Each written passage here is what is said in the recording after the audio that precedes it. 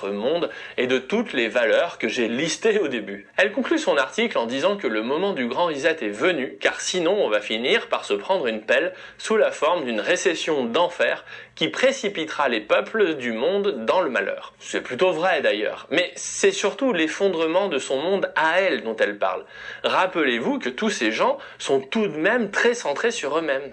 Avant de nous concentrer sur mon interprétation du message que cette dame veut faire passer à tous les puissants du monde, attardons-nous un instant sur la pertinence des propos de cette institution. Pour ce qui est de faire un monde avec une économie plus durable et plus forte, autant dire que tout le monde était déjà d'accord sur le principe. Je ne connais pas un seul entrepreneur ou un seul politicien qui souhaite que la planète soit plus polluée avec beaucoup moins de création de richesse à la clé. Par contre, ce qui me pose problème, c'est que selon le FMI, c'est aux dirigeants du monde de faire cette révolution.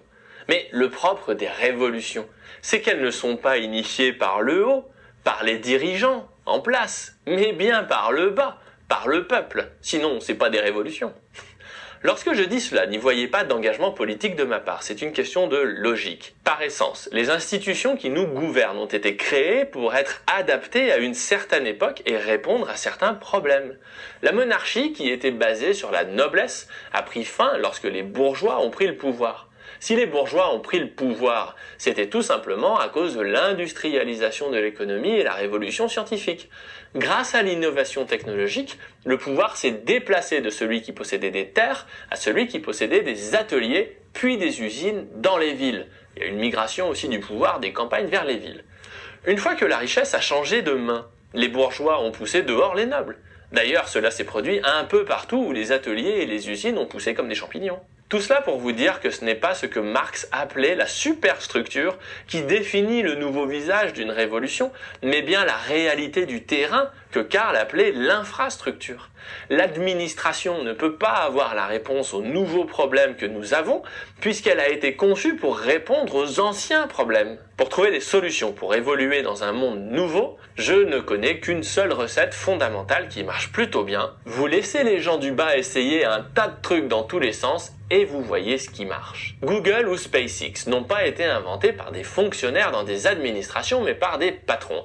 La raison est simple. Lorsqu'un pays se lance dans une initiative, il est prêt à pousser très loin son échec. Combien de temps est-ce que le Minitel a mis à mourir ? Combien de temps est-ce qu'un projet comme Quant, le fameux moteur de recherche européen, va-t-il survivre ? À l'inverse, il y a eu un très grand nombre de candidats à la création d'un Google, mais il n'y a que Google qui a trouvé un outil satisfaisant. Google a survécu car il s'est adapté à son milieu, tandis que les autres ont fait lamentablement faillite et d'ailleurs on les a déjà oubliés. Mais je peux vous dire que dans les années 2000, c'était effervescent. Vous avez un geek à chaque coin de rue qui avait la révolution Internet à la portée de son clavier. Dire aujourd'hui qu'il était facile d'inventer Google, c'est oublier tous les essais infructueux qui ont été nécessaires pour en arriver là. L'État ne pourra pas nous apporter de solutions à des problèmes nouveaux car sa structure même ne permet pas l'innovation de façon efficace. La superstructure permet d'être le garant d'un cadre qui permet à l'infrastructure d'évoluer sereinement.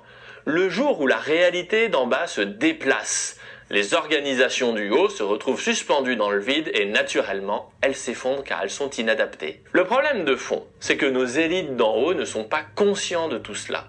Elles sont persuadées que les peuples sont idiots, dangereux pour eux-mêmes et que c'est à elles que revient le lourd fardeau d'être le phare du monde qui éclaire l'avenir. C'est à ce moment-là qu'ils commencent à faire de lourdes erreurs, quitte à violer les lois et les constitutions au nom d'un plus grand bien commun qui confine au délire pathologique. C'est à ce moment-là que la directrice du FMI vient brasser des grands mots dans un article de piètre qualité sur la croissance durable alors qu'elle ne comprend absolument pas de quoi elle parle concrètement. Par contre, c'est à ce moment-là que vous devez comprendre que vous devez mettre votre patrimoine à l'abri, car nos élites du haut, tout éclairées qu'elles sont en train de dire à nos élites du bas qu'il est l'heure de violer tous les contrats sociaux au nom du plus grand bien de tous. C'est à ce moment-là que l'on imprime des milliers de milliards pour sauver le monde contre lui-même en faisant n'importe quoi. C'est à ce moment-là que l'on fait les taux d'intérêt négatifs. C'est à ce moment-là que la Banque centrale américaine se permet de fixer des taux d'intérêt un peu partout, car elle sait où doivent se situer les prix. Et je rappelle que les prix quand ils sont bas, c'est votre épargne qui douille. Alors oui, un grand reset se dessine. Mais attention, je pense que ces mots échappent totalement à la compréhension de la dame qui les a écrits. C'est le péché de tous les leaders éclairés par la sagesse divine de croire qu'ils ont transcendé leur propre intelligence. Ces gens-là sont de dangereux apprentis sorciers qui en arrivent à croire que des taux négatifs vont sauver le monde alors que cela ne sauve même pas les apparences de l'intelligence dont ils se prévalent à longueur de journée. Lorsque les temps changent radicalement, comme c'est le cas aujourd'hui, il faut accepter que personne ne sait quoi faire et qu'il est temps d'essayer des tas de choses sur le terrain pour voir ce qui marche et renoncer à ce qui ne marche pas sans en avoir la nostalgie. En conclusion, charge à vous de réfléchir aux moyens de vous adapter au nouveau monde qui se construit aujourd'hui devant nous.